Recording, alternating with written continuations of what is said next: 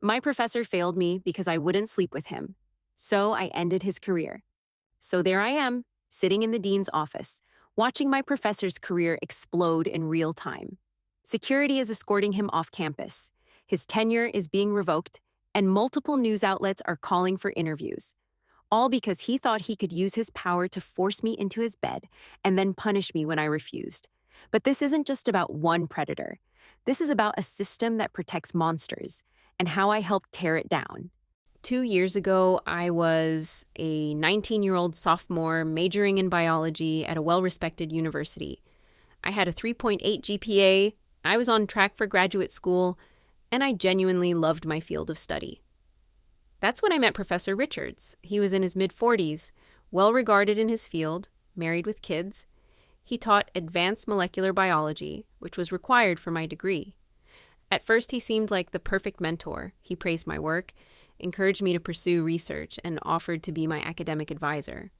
I felt so lucky that such a respected professor was taking an interest in my education. He started inviting me to academic discussions during his office hours. We talk about research, graduate programs, career opportunities. It felt like I was getting insider access to the academic world. But slowly, these meetings started getting weird. He'd make comments about my appearance. He'd find reasons to touch my shoulder when explaining concepts. He'd ask personal questions about my dating life. I convinced myself it was nothing. He was just being friendly, right? This was normal mentoring. I was probably just imagining things. But I wasn't imagining anything, and what started as uncomfortable comments was about to become something much, much worse. The turning point came during my junior year. Professor Richards offered me a research position in his lab. Unpaid, but great experience for graduate school applications. I was thrilled. This was exactly the kind of opportunity I needed. But within the first week, his behavior completely changed. The lab was often empty except for us. He'd stand way too close when reviewing my work. He'd make inappropriate jokes about biology and chemistry between us. Then came the text messages. At first, they were about research, but then they started coming at night. Personal messages, comments about what I was wearing that day, messages asking what I was doing on weekends. One night, he texted me at 11 p.m. saying he was thinking about our work together and asking if I wanted to continue our collaboration at his house since his wife was out of town. I ignored it, pretended I never saw it. But he kept pushing. During our lab sessions, he'd make comments about how close we were becoming, how I was his special student, how he could have really helped my career if I was willing to show appreciation. That's when I realized what was happening. This wasn't mentorship, this was grooming. And when I finally rejected his advances, he was about to show me exactly how much power he had over my future. The incident that changed everything happened on a Friday afternoon. We were alone in the lab, and he made his move. He cornered me by the equipment cabinet and told me he'd been patient long enough. He said he could guarantee my acceptance into graduate school, but I needed to be more appreciative of his mentoring. When I told him I wasn't interested and tried to leave, he grabbed my arm and said something I'll never forget. "You're making a big mistake. You need me more than I need you." I managed to get away, but I was terrified. This was my advisor, a tenured professor, someone with complete control over my academic future.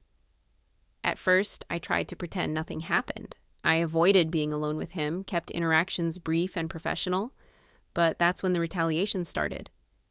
My midterm exam in his class failed, despite knowing I'd answered everything correctly. My research project that had been going perfectly, suddenly everything was wrong with it. He started nitpicking every assignment, finding fault with work he'd previously praised. My lab reports went from A's to D's overnight. But the worst part was how subtle he made it. To anyone else, it looked like I was just struggling academically. He never put anything in writing about his real motivations. Then came my final grades for the semester. His class, which I needed to graduate, F double quote. A failing grade that would destroy my GPA, ruin my graduate school applications, and potentially end my career before it started. That's when I realized I had two choices: accept that he destroyed my future or fight back, and I chose to fight. I started documenting everything: screenshots of his inappropriate texts, notes about every uncomfortable interaction, timestamps of when my grades mysteriously dropped. But I knew that wouldn't be enough. It was his word against mine, and he was a respected professor while I was just a student. Then I remembered something. He'd made those same comments and advances in front of other students. Maybe I wasn't his only target. I started reaching out to other female students who'd worked with him. Carefully, quietly. What I discovered made me sick. I wasn't alone. 3 other students came forward with nearly identical stories: inappropriate texts, uncomfortable meetings, promises of academic opportunities in exchange for appreciation. One girl told me he'd given her a failing grade after she rejected him, just like he'd done to me. Another said he'd blocked her from getting into the graduate program she wanted. But the smoking gun came from a girl named Sarah. She'd been recording their meetings because she felt uncomfortable, and she had audio of him explicitly offering to change her grades if she'd spend the weekend with him. That's when I knew we had him, but taking down a tenured professor isn't easy. The university has every incentive to protect their faculty and silence students. So I made a decision that would change everything. I wasn't just going to report him through normal channels. I was going to make sure the whole world knew what he'd done. The media attention triggered a formal investigation by the state attorney general's office. Turns out, using your position to coerce students into sexual relationships is not just against university policy. It's a crime. Within weeks, Professor Richards was suspended without pay. His tenure was under review. The FBI was investigating potential federal crimes related to abuse of power. But the beautiful part, the university couldn't hide behind confidentiality anymore. Once it became a criminal investigation, everything was public record.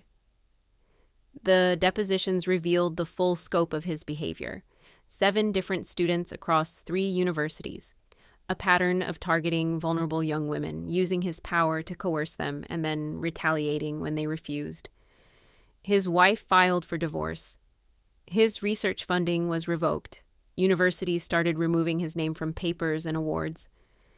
The criminal charges included abuse of power, sexual coercion, and retaliation. He was facing serious jail time and would never work in academia again. But the most satisfying moment? The day they escorted him off campus. I was there, along with the other students who'd come forward. We watched as security walked him out, his office cleaned out, his career in ruins. He looked at us as they led him away. For the first time since I'd known him, he looked powerless. The man who thought he could destroy my future had just watched his own crumble completely. 6 months later, Professor Richards pled guilty to multiple counts of abuse of power. He received 2 years in prison and lifetime ban from working in education. The university settled with all 7 victims for a substantial amount. Plus, they implemented new policies for reporting and investigating faculty misconduct.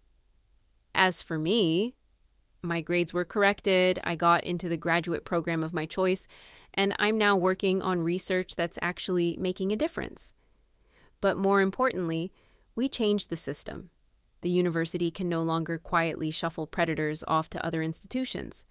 There's now a database that tracks faculty misconduct across universities. Sometimes the most important battles are the ones you never wanted to fight, but I'm glad I fought this one. If you're in a situation like this, document everything and don't stay silent.